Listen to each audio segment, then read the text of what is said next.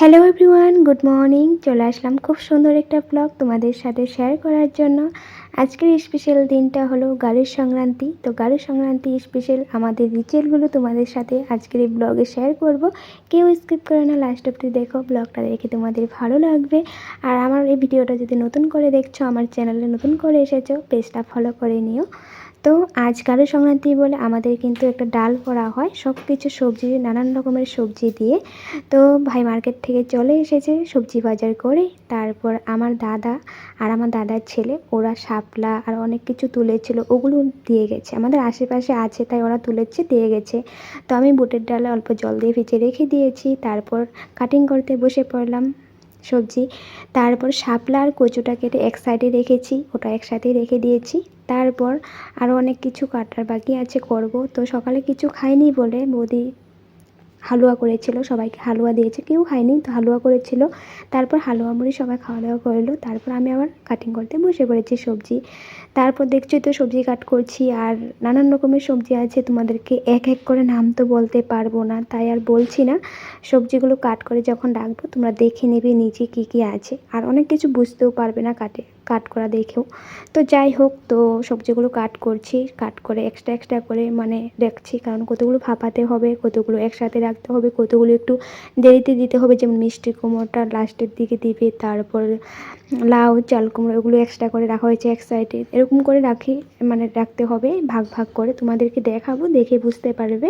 তো সবজিগুলো কাট করছি। আর আজ তো অনেক বেঙ্গলিদের এই রিচুয়ালটা আছে ডাল খাবার, আর অনেক বেঙ্গলিদের আবার এই রিচুয়ালটা নেই। আবার অনেক বেঙ্গলিদের রিচুয়ালটা যদিও আছে একটু অন্যরকম। আমাদের যেমন গাড়ুর ডালটা আজ তারকা লাগাবে না, মানে পুরন দেবে না, কিন্তু আজ আমাদের অয়েল খাওয়া কিন্তু নিষেধ, তাই অয়েল দেবে না, এই ডালটা কিন্তু বয়েল থাকবে।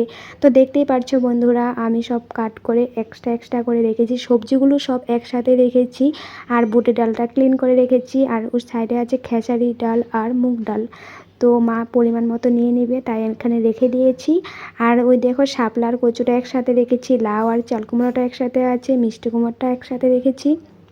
তারপর টক দিচ্ছে হলো জলপাই, চালতা আর তেঁতুল, সাথে এক টুকরো কাঁচা হলুদ আছে আর কাঁচা লঙ্কা আছে। আজ আমাদের হলুদের গুঁড়োও দিবে না, কাঁচা হলুদটা বেটে দিয়ে দিবে। তো শাপলা ফুলগুলো দেখে আমার খুবই ভালো লেগেছিলো, এক্সট্রা করে রেখে দিয়েছি। আমি সবজি কাট করে ক্লিন করে রাখতে রাখতে শাপলার ফুলগুলো দেখো মজেই গেছে।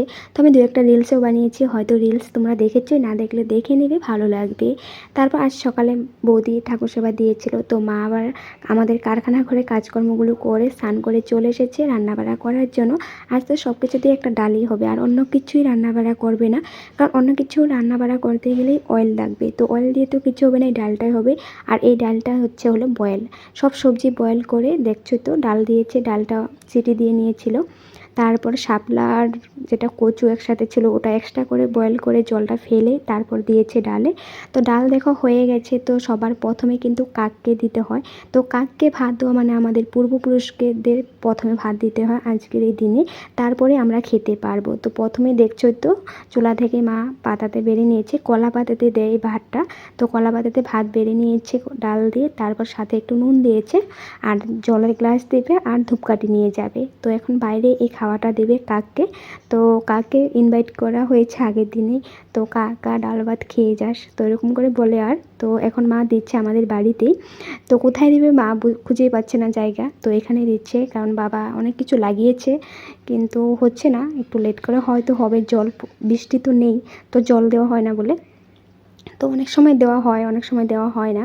তো যাই হোক, দেখো মা ভাতটা দিয়েছে কাককে। তো এখন ধূপ জল দিয়ে তারপর নমস্কার দিতে হয়, সবাই নমস্কার দিই, কারণ এই ভাতটা তো আমাদের মানে দাদু দাদাদেরকে দেওয়া হয় না, তাই।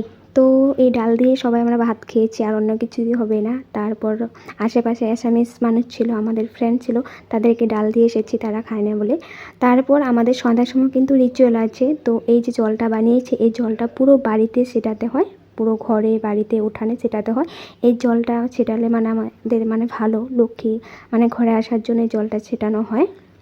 তো তো ও লক্ষ্মীকে খেদানো হয়, লক্ষ্মীকে আনা হয় জলটা ছিটিয়ে। এই জলটাতে কিন্তু অনেক কিছুই আছে, এক এক করে বলতে গেলে আমার ভিডিও খতম হয়ে যাবে, তাই আর বলছি না। তো এই জলটা বৌদিকে দিয়ে ছেটানো হয়েছে পুরো বাড়িতে, আর মা সন্ধ্যা পুজো দিচ্ছে। তো প্রথমে সন্ধ্যা মানে এই জলটা ছিটিয়ে তারপর সন্ধ্যা পুজো দেওয়া হয়। তারপর আমাদের কিন্তু আরেকটা রিচুয়াল আছে, কলার ফাচল বলে কিছু আছে, তো তোমরা দেখলে বুঝতে পারবে। ওই ফাচল দিয়ে কিন্তু মানে প্রদীপ দিতে হয় আজকের এই দিনে, মানে পুরো বাড়িতে, মানে যতটুকু পারো, মানে তোমরা বেশি করে দিতে পারলে বেশি করে দিবে, কিন্তু ওই প্রদীপটা বেশি টাইম জ্বলবে না, কিন্তু প্রদীপটা দিতে হয়, ওটা আমাদের রিচুয়াল।